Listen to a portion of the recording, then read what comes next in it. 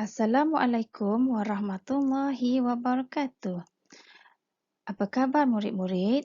Berjumpa lagi kita pada hari ini untuk pelajaran seterusnya.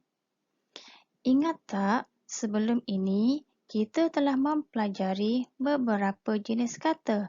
Antaranya ialah kata nama am, kata nama khas, kata adjektif, kata ganti nama diri dan kata kerja pasif. Pada hari ini, kita akan mempelajari satu lagi jenis kata, iaitu kata hubung.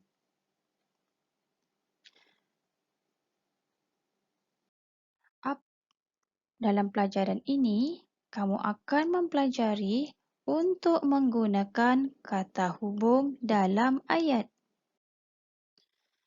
Kamu seharusnya berupaya untuk menyenaraikan 3 contoh kata hubung, membaca kata hubung dalam ayat dan petikan, seterusnya melengkapkan ayat dengan menggunakan kata hubung yang betul.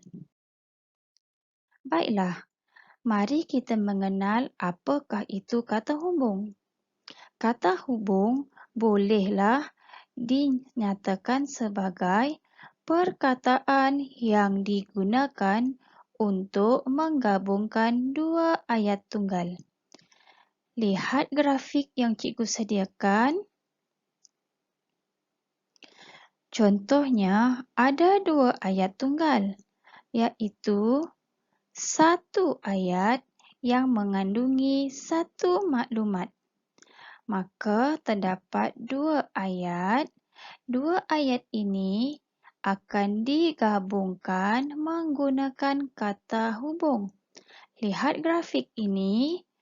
Kata hubung bertindak sebagai jambatan yang akan menggabungkan dua ayat tunggal membentuk ayat majmuk. Apakah pula ayat majmuk? Ayat majmuk merupakan satu ayat yang mengandungi dua atau lebih maklumat. Ayat tunggal adalah satu ayat yang mengandungi satu maklumat, manakala ayat majmuk merupakan satu ayat yang mengandungi dua atau lebih maklumat. Seterusnya, mari kita lihat contoh-contoh kata hubung yang akan kamu pelajari pada kali ini. Yang pertama, dan. Seterusnya, atau. Dan yang ketiga, tetapi. Kita ulang, kata hubung yang kita pelajari pada kali ini ialah dan, atau, tetapi. Bagaimanakah kita hendak menggunakan kata hubung ini di dalam ayat? Kata hubung dan digunakan untuk menggabungkan ayat yang mempunyai dua unsur yang setara. Untuk menggabungkan ayat-ayat tunggal yang mempunyai dua unsur yang setara, iaitu sepadan.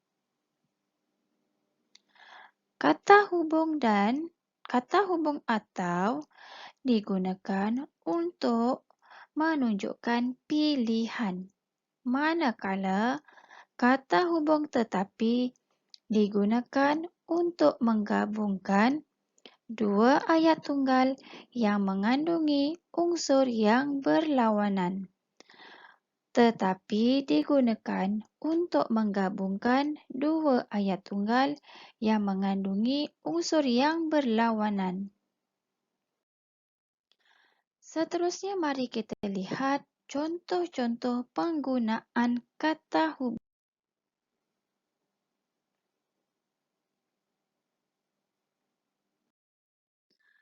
Kita mulakan dengan kata hubung dan. Lihat ayat tunggal yang pertama, kuih ini cantik. Biasanya kita semua sukakan dengan unsur yang cantik. Ayat tunggal yang kedua juga berkenaan dengan kuih. Kuih ini enak rasanya. Kita semua suka dengan makanan yang enak. Maka di sini, cantik, enak rasanya merupakan dua unsur yang setara. Kedua-dua ayat tunggal ini digabungkan menggunakan kata hubung dan seperti berikut. Kuih ini cantik dan enak rasanya. Kuih ini cantik dan enak rasanya. Mari kita lihat contoh ayat lain yang menggunakan kata hubung dan. Bunga mawar ini cantik dan harum baunya. Cantik, harum ialah unsur yang setara. Puan Rubiah peramah dan baik hati. Peramah, baik hati merupakan dua sikap yang digemari orang, iaitu sikap yang berunsur positif. Unsurnya setara. Mari kita lihat contoh-contoh lain yang menggunakan kata hubung dan. Sungai itu kotor dalam ayat tunggal yang pertama. Kotor merupakan unsur yang tidak disukai. Ayat yang kedua masih lagi tentang sungai. Sungai itu berbau busuk. Siapa yang suka dengan benda yang berbau busuk kan? Unsur kotor, berbau busuk ialah unsur yang setara. Kedua-duanya tidak disukai. Dua ayat tunggal ini boleh digabungkan menggunakan kata hubung dan menjadi seperti berikut. Sungai itu kotor dan berbau busuk. Sungai itu kotor dan berbau busuk. Kita masih menggunakan dan kerana kotor dan berbau busuk ialah dua unsur yang setara, iaitu dua unsur yang negatif yang tidak disukai. Contoh seterusnya, haiwan itu hodoh dan menakutkan. Kita tak sukakan benda yang hodoh dan kita tak suka pada perkara yang menakutkan. Contoh yang lain pula, orang kaya itu angkuh dan sombong. Angkuh dan sombong ialah dua sikap yang negatif, dikatakan sebagai unsur yang setara. Kamu sudah faham penggunaan kata hubung dan? Oleh itu, mari kita lihat kata hubung seterusnya. Kata hubung tetapi. Sebagaimana yang telah cikgu terangkan sebelum ini, tetapi digunakan untuk menggabungkan dua ayat tunggal yang mempunyai unsur yang berlawanan. Kita lihat contoh ayat tunggal yang pertama. Rumah ini sudah lama. Biasanya kita suka benda yang baharu kan? Kita tidak gemar atau tidak menyukai benda-benda yang sudah lama. Ayat tunggal yang kedua berbunyi, rumah ini masih kukuh. Wah, kita sukakan perkara yang kukuh, maksudnya yang masih elok. Ini yang dinamakan unsur yang tidak setara. Dua ayat tunggal ini digabungkan menggunakan kata hubung tetapi menjadi seperti berikut. Rumah ini sudah lama tetapi masih kukuh. Lihat contoh seterusnya. Mak Timah sangat tegas tetapi penyayang. Contoh seterusnya pula.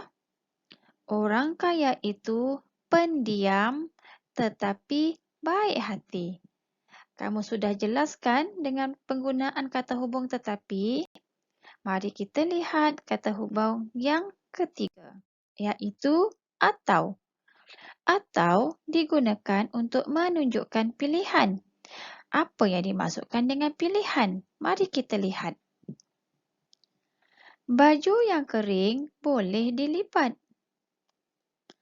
Baju yang kering boleh digantung.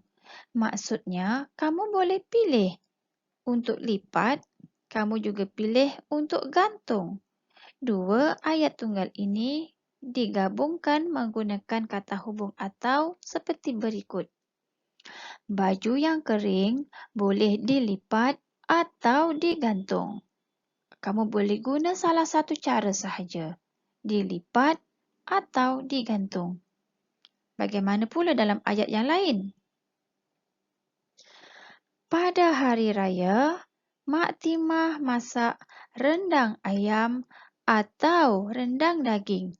Ini bermaksud, pada hari raya, Mak Timah memilih memasak satu hidangan.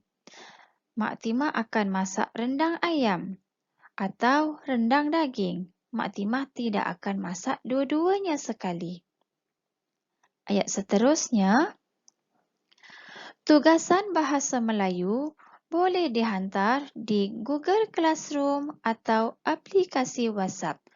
Maksudnya, kamu boleh pilih salah satu di antara dua kaedah ini. Kalau kamu telah hantar di Google Classroom, tidak perlu hantar di aplikasi WhatsApp atau sebaliknya. Kalau kamu sudah jelas, mari kita lihat dalam. Seterusnya, mari kita rujuk buku teks muka surat 49. Kita baca sama-sama ya. Ibu Rizal gemar memasak. Masakan ibunya lazat dan berkhasiat. Perhatikan kata hubung yang berwarna biru. Kata hubung apa itu? Ya, kata hubung dan. Kenapakah dan digunakan? Kerana mengandungi dua unsur yang setara iaitu lazat dan berkhasiat. Untuk gambar seterusnya, Rizal suka makan lauk ikan tetapi abangnya pula suka lauk ayam. Kata hubungnya ialah tetapi. Kerana dua unsur ini berbeza bagi kedua-dua Rizal dan abangnya. Dalam ayat seterusnya, ibu mereka selalu menggoreng ayam atau membakar ikan. Ini bermaksud ibu mereka akan memilih di antara kedua-dua jenis masakan apabila memasak. Ibu mereka tidak masak kedua-duanya sekaligus. Pada gambar seterusnya, kadang-kadang Rizal sekeluarga tidak makan di rumah. Mereka makan di restoran Yazid, tempat kosong, di restoran Mawar. Apakah kata hubung yang sesuai? Mari kita lihat. Bolehkah mereka pergi ke restoran Pak Yazid dan restoran Mawar dalam satu masa? Tidak boleh. Mereka hanya boleh memilih. Jika memilih untuk menunjukkan pilihan, mestilah kita gunakan kata hubung. Ya, kata hubung atau. Seterusnya, walaupun makanan di situ murah, tempat kosong berkhasiat. Mari kita lihat murah berkhasiat. Biasanya, benda yang murah disangka kurang berkualiti, tidak sedap, tidak berkhasiat. Okey, berkhasiat pula ialah perkara yang kita suka. Jadi, di sini menunjukkan unsur yang berlawanan. Bagi ayat yang mengandungi unsur berlawanan, apakah kata hubungnya? Ya, mestilah kata hubung tetapi. Seterusnya, keluarga Rizal amat mementingkan kebersihan. Mereka memilih tempat makanan yang cantik, bersih. Cantik dan bersih ialah unsur yang setara, maka kita guna kata hubung dan. Baiklah, mari kita lihat buku aktiviti muka surat 54. Kenal pasti unsur di dalam ayat-ayat yang diberikan dan isikan dengan kata hubung sama ada dan atau tetapi. Kata-kata hubung ini mungkin kamu boleh ulang penggunaannya di dalam ayat ini. Seterusnya, buku aktiviti muka surat 55. Baca petikan, kenal pasti unsur di dalam ayat yang diberi dan lengkapkan dengan kata hubung yang diberi. Hingga jumpa lagi. Assalamualaikum.